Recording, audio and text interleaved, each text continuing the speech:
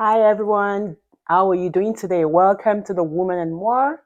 This is your girl, this is your friend Fumi Shoyomi. How are we all doing? How is the week faring? I hope we are exploring. I hope we are taking what God has given to us and using it wisely. I hope we're playing our role uniquely. And I hope that we are using our life as an encouragement to others and not just thinking about ourselves and thinking about others and thinking about our children and thinking about the generations coming after us and thinking about what we can do as women that are more to make impact in the world today.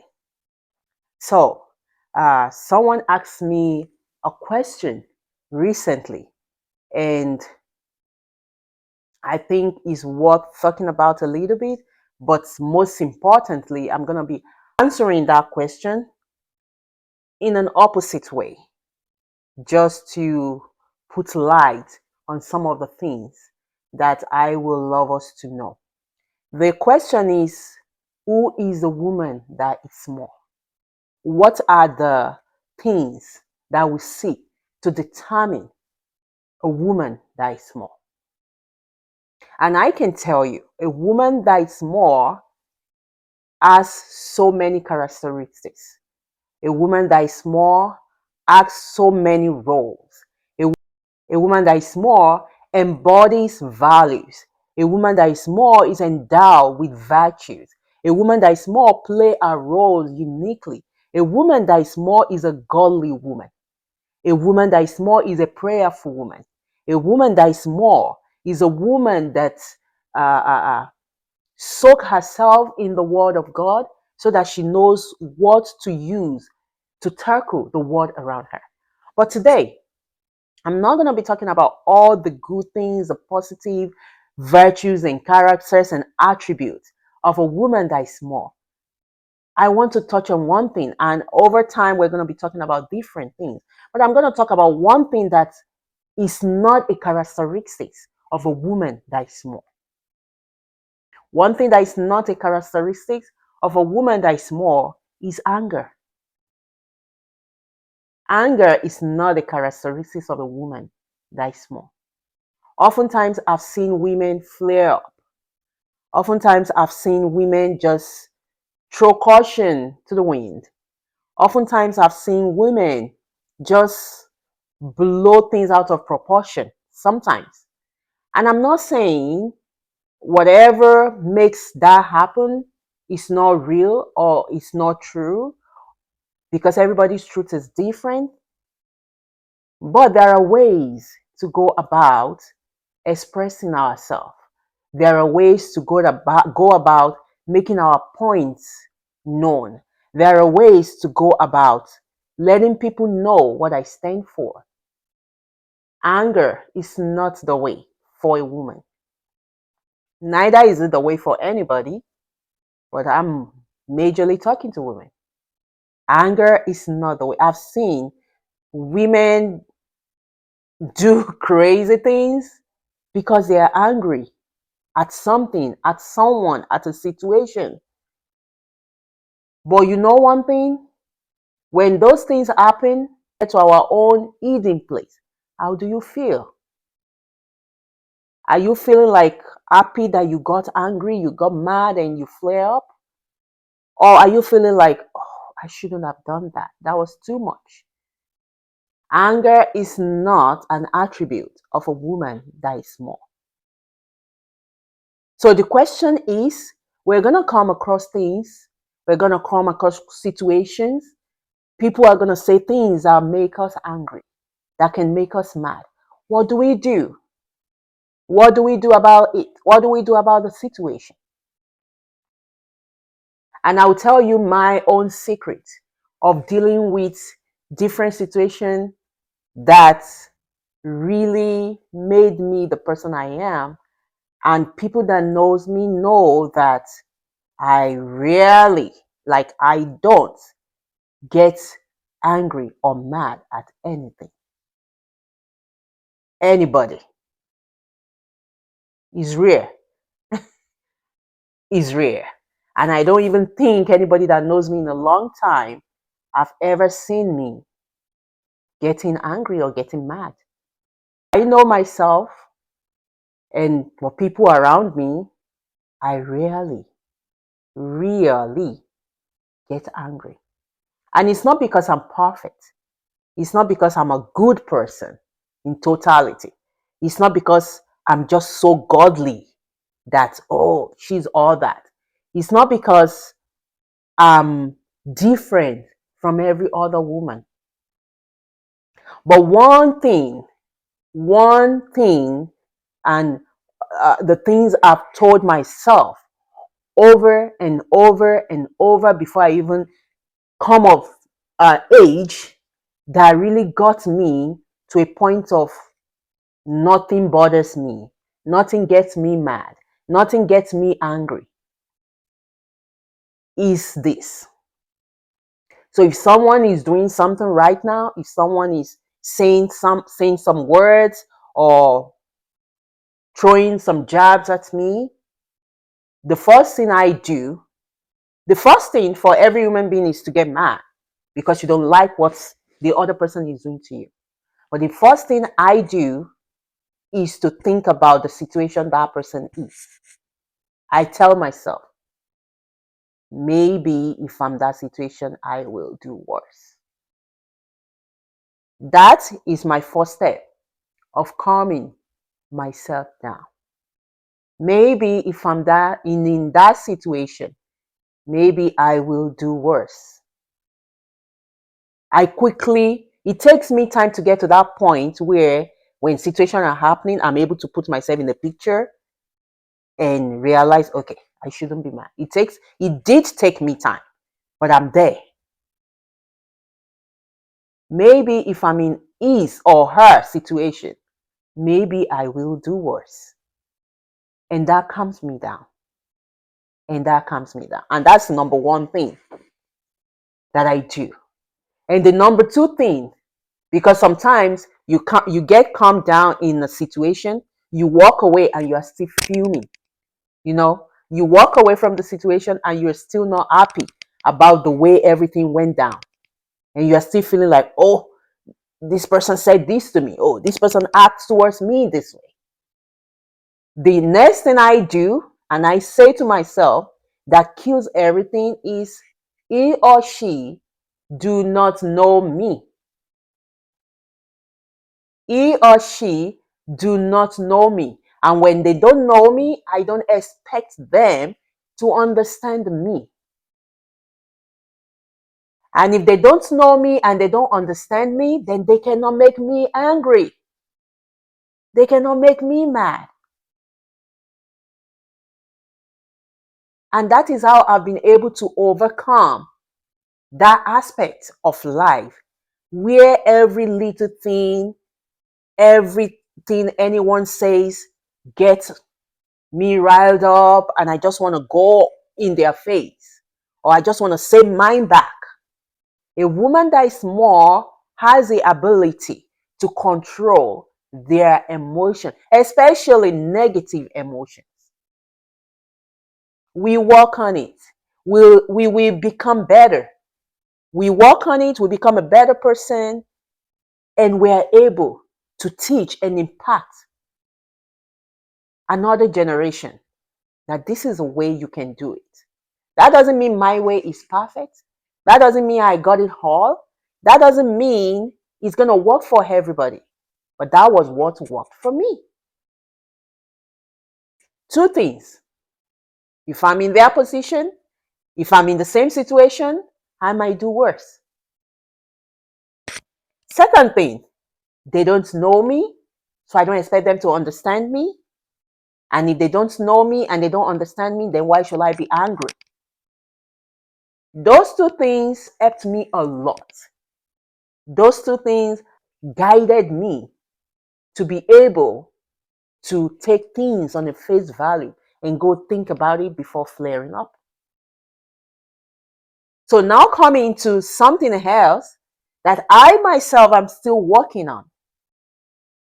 And I would love that women that are called more work on it.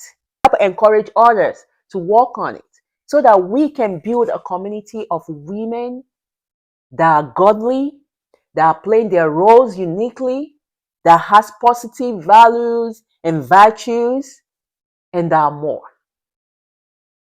So when I tell you, if I'm in a position of someone else, I might do worse, or they don't know me, they don't understand me, so I shouldn't be mad at them. So what do you think happens when I feel like this person knows me? Right? That's like my own little quiz to you. What do you think happens when I feel like this person knows me? This person understands me. So why are they doing this, or why are they saying this? And that is the highest level of me working on how to control myself. And I'm working on it. I'm not there yet. I'm not where I want to be, but I've made a ton of progress because I'm intentional about it. So I'll put my spouse in that spot. I feel like my spouse understands me more than anybody. My spouse knows me more than anybody. My spouse really should get me more than anybody. So when my spouse does something that any other person would do that would never make me mad or angry, it's easier for me to flare up. It's easier for me to be mad. It's easier for me to be sad, like every other woman would be. But it's not right. That is where it is. The fact that it's easier for me to be angry and be mad because it's my spouse, that doesn't mean that is right. So I started to work on the same thing. I started to work the way I work with strangers, the way I work with outsiders, about them not annoying me or me not being in their situation. I started to work with my spouse that way. And that has helped me a ton. So my thing for my spouse, which I heard from my pastor, is that we were having a couple program in church, and he said something, and since then I've been putting that into work to be able to work things out and make sure I don't get angry at everything. And one simple thing he said is, your partner, when they do something wrong or when they do something different than you wanted it, have this mind. They are not wrong. They are just different. The day I heard that, it really enlightened my mind. It enlightens my soul, because that is almost the same thing, close to the same thing I've been using for strangers and outsiders that I do not use in my home sometimes. Just because I feel like, oh, he should get me, he should know me. But just hearing that he is not wrong, he is just different from me. And since I started putting that into, I even put that into my thought for strangers now. And it's helping me a ton. So 3 takeaways from me today. To be a woman that is more and take anger out of the equation, because a woman that is more in God is not an angry woman. It's not a woman that flares up on little things. It's not a woman that goes off on everybody just because things did not go their way. A woman that is more diligently, intentionally work on themselves to be a better person. So 3 takeaways from me today. Either stranger, either family, either spouse, even your kids, your aunties, your uncles, everybody. You have these 3 tips that can either work in any situation. All 3 of them might not work together on one person or one situation. All 3 of them might work together, but you choose the one. Always like choose the one that works in your situation. Choose the one that is working for whatever situation you are that you need to remove yourself from before anger sets in. 3 things. Somebody is doing something to you, a situation is coming up, Tell yourself, if I'm in their position, I might do worse, because you are human too. If somebody is angry or somebody is mad at me because I ate their food, just as an example, and they're going off, who took my food? Why did you do this? And they say things that really, really annoys me and can make me mad. Instead of me going off on them and say, so what? And all that, my first thought should be, what of if someone ate my food? How am I going to react? I mean, food is a little thing. That's just an example. What if someone ate my food? How am I going to react? So, if I'm in their position, I might do worse. That should make you bridle your tongue. That should make you not go off on another person. That should make you just relax and be calm. 2, if they don't know me, they probably don't understand me. And if they don't know me and they don't understand me, then why should I be mad at them? Because a person that knows and understands me might not do what they are doing right now. If they don't know you, if they don't understand you, they probably think differently about you. And when they are thinking differently about you, they might go off on you. But you shouldn't go off on them, because you know they don't get you. So if both of you are going off on each other, nothing gets settled, nothing gets better, because when you're going off on them, that still do not make them know you. Whatever thing they have in their mind about you, when you get angry and you're going off too, you just gave that thing a check mark. Like, oh, you think I'm an angry person. Oh, I'm going to go off on you. And in their mind, they just conclude, oh, that's the kind of person she is. So if they don't know you, really, if they don't understand you, why should you be mad at them? And one last one that probably will work in our homes, that will work with our kids, that will work with our family, that knows us, that understands us, is that they are not wrong. They are just different. So if they have a different opinion than you, rather than you going off and being angry, see it from a point of, he is not wrong.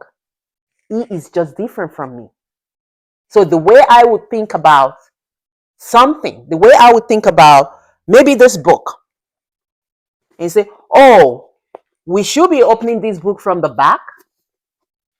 And somebody else say, no, we should open it from the middle. Instead of me arguing and becoming angry, like, no, it should be from the back.